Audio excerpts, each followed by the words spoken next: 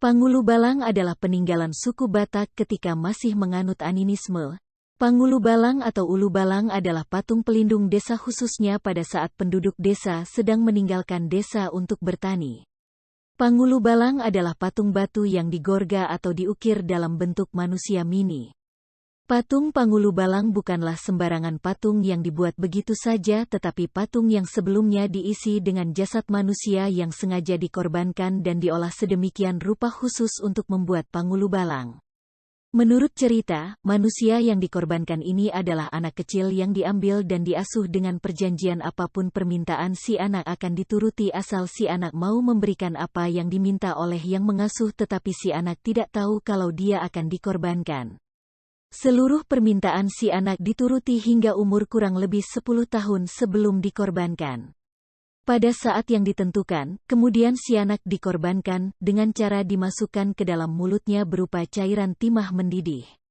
Kemudian mayatnya dipotong-potong dan dicampur dengan beberapa ramuan dan dibiarkan membusuk. Air fermentasi yang keluar dari mayat anak tadi disimpan di dalam cawan, lalu sisanya dibakar untuk mendapatkan abunya.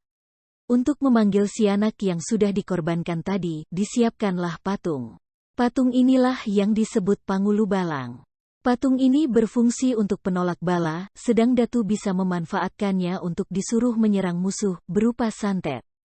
Pangulubalang pada saat-saat tertentu dipele atau diberi makan oleh majikannya yang menunya berupa padi yang digonseng atau bertih, telur ayam kampung, dan lain-lain.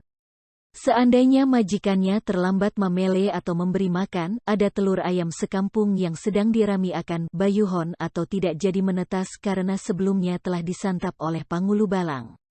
Roh manusia yang jasadnya ada dalam Pangulubalang dipercaya dapat berfungsi sebagai penjaga huta atau kampung.